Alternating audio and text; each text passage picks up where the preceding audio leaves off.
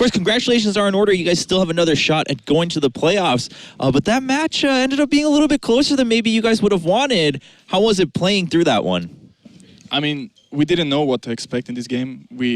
Me personally, I had never seen them play, I think. But they shocked me. They were like, the Ricky guy with the op, he was super good. He was like destroying us. But then we managed to, I tried to tell my teammates that they're super good at this game and they'll never stop believing in themselves. And they just started to hit their shots and we just managed to close out the game.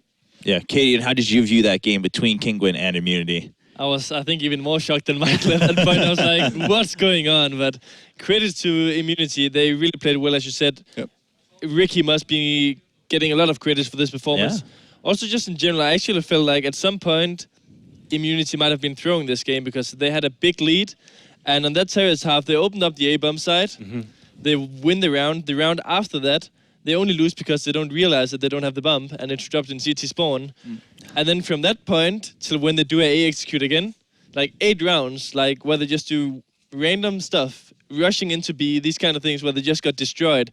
Not only that, the rounds you win, you survive with 5 every single time. So you get that money going, and that round when they dropped the bomb, that was the one they could have actually clinched the game at that point. You guys were almost on a force, but I think Dennis had the 5-7 on the bomb site there. 10 seconds on the clock, there's a big panic. So many smokes, their own smokes were down on the site. And then it was just like they got into position to plant, and it was just too late. It was too much. They had to run away from it, and that was the one they could have clinched the game. And obviously that comes down to there was a few issues there. There's that round towards the end as well. They were planting inside the Molotov, where there was 30 seconds left on the clock as well. Some really interesting rounds going on. And I think it does come down to that clutch situation when you're a big tournament like this, when you haven't experienced that sort of pressure before, it can be very hard to deal with. So, unfortunately, a few rounds slipping away from them. I wanted to know, because when we saw that Dust 2 was picked, we were just like, Kinguin's real happy about this. You got the deathmatch map, you got all the Zane battles.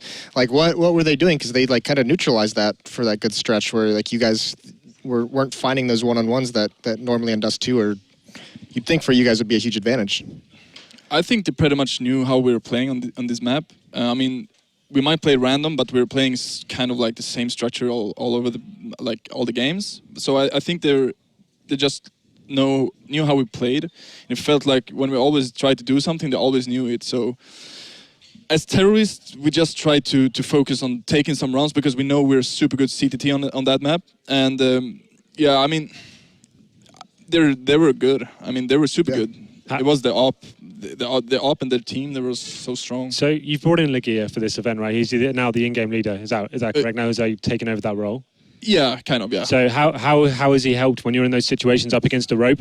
What is he doing to you guys to get you back into the game and keep your heads high? Well, first of all, he's like the sixth voice. Can you say that? I mean, he's telling us exactly what we should do, because sometimes you can watch like aiming at the same spot or whatever, and he's like helping us in that kind of way when we're gonna push sites. But in the long run, he's helping us with structure and like how we're gonna play defensive and tactics. And so he's not necessarily the in-game leader as such so much. I remember at DreamHack Valencia, you were saying that's how you saw the game going forward and developing the future. Well, he is the guy talking in the beginning of the rounds. Like, you should do. So he gives you the general idea of his opinion going into it. Okay, right. Yeah, but sometimes we also have our own opinions. So if I want to rush long, for example, he lets me do that. So. Yeah, sure. Okay. Shortly about the veto, we were expecting you guys to remove Cobblestone for sure, and then maybe Mirage, but you went for the overpass removal after looking a bit shaky on that yesterday. What's your take on that? Is that because you would feel confident still going in on Mirage because it's such a basic map?